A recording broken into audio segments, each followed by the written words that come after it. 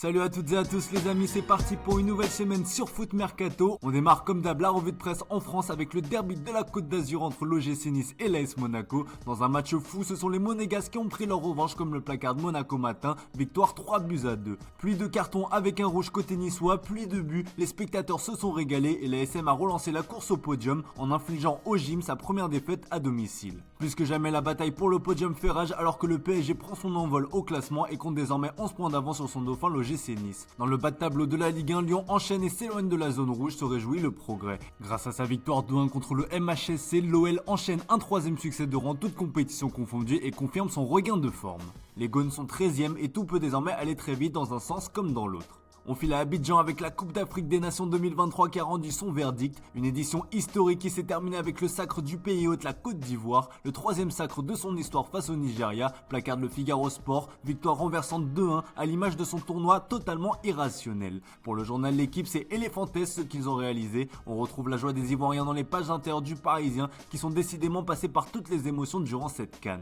Miraculé en phase de poule, la Côte d'Ivoire a connu des scénarios dingues pour se hisser en finale. C'est Sébastien Haller, héros des demi-finales, qui a offert le sacre au sien. Le journal Marca en Espagne le met à l'honneur, tout comme en Angleterre où le Daily Mail le qualifie de héros. Une belle histoire quand on se rappelle que l'attaquant de Dortmund se battait encore contre le cancer il y a peu. Au pays, c'est jour de fête nationale. Comme le rapporte Fraternité Matin, le président Ouattara a déclaré ce lundi 12 février comme férié, histoire que tout le peuple ivoirien continue à profiter de ce sacre historique. Les joueurs, eux, n'ont pas attendu. Dès le coup de sifflet final, c'était ambiance festive, à tel point que Serge Aurier a renoué avec ses vieux démons. Le latéral droit a partagé sa joie sur les réseaux sociaux dans un live Instagram. Sous le feu de l'action, il a de nouveau craqué en insultant un hater. Et moi je suis plus bête que toi, viens t'asseoir et laisse-moi parler. Une insulte en argot ivoirien que je ne vais pas vous citer. Et je suis 2 fois champion d'Afrique, fils de, vous avez compris, je suis 2 fois champion d'Afrique, a-t-il lâché. Du Serge Aurier tout craché. Direction l'Allemagne avec des lendemains difficiles en Bavière à la suite de l'humiliation subie face au Bayer Leverkusen. Une défaite qui laisse le Bayern Munich à 5 longueurs du leader. En Allemagne, on a préféré ne pas réagir à chaud, mais ce lundi, le média Bild fait un point sur la situation de Thomas Tuchel qui vacille.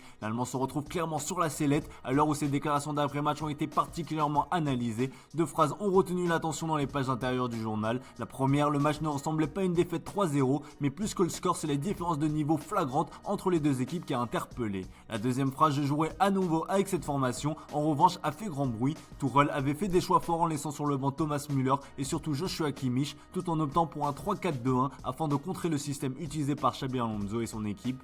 Une défense inédite composée de Kim Min-jae, Eric Dyer et Upamecano. Et bien le Bayern a pris l'eau défensivement et devant c'était un fiasco total avec une animation offensive proche du néant. Le journal est clair, si Tuchel compte réutiliser ce système, il doit être licencié immédiatement, peut-on lire. Après avoir remporté le titre in extremis la saison dernière, on ne donne pas cher de la peau de l'Allemand cette année en cas d'échec. Allez, on fait l'en Angleterre avec la course au titre qui fait rage. Après les succès de Liverpool et de Manchester City, Arsenal n'avait d'autre choix que de l'emporter face à West Ham. Et bien les Gunners ont envoyé un sacré message en massacrant les Hammers en 1-7, victoire nette et sans bavure 6-0. Avec une frappe sublime et 2 passes décisives, Declan Rice a fait vivre un cauchemar à son ancienne équipe. Moïse est resté sous le choc, placard The Guardian dans son édition du jour. Avec un banger et 2 passes décisives, l'anglais a été au four et au moulin pour les Gunners qui ont fait parler la poudre par 6 fois, comme le relaie le Daily Express avec cette belle couverture. Ça s'amuse globalement ce matin dans la presse anglaise avec des titres en tout genre en référence à la fessée donnée à West Ham, comme vous pouvez le voir aussi ici dans le Daily Star. A noter, comme le rapporte le Manchester Evening News, que les Red Devils se sont imposés dans les derniers instants face à Aston Villa grâce à Scott McTominay. Au classement, Arsenal est 3ème à égalité avec Manchester City, les Red Devils sont 6ème à 5 points des Villains.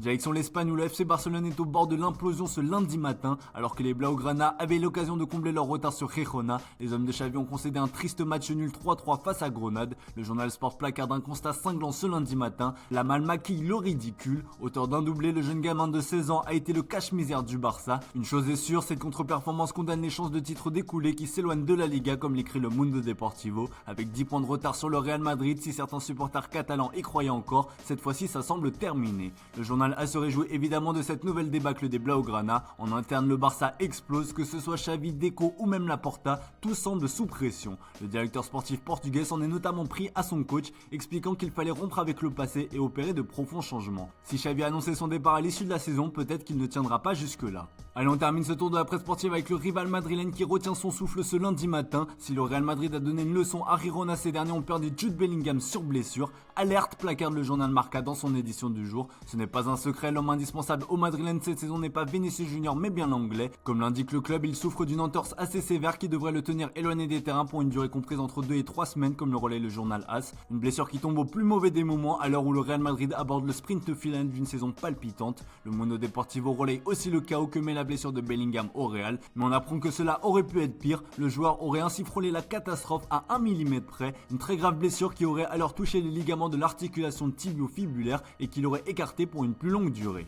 Voilà les amis, c'est tout pour ce matin, merci pour votre fidélité, excellente journée à vous. Comme d'hab, on se retrouve en fin d'après-midi pour le traditionnel JT Foot Mercato.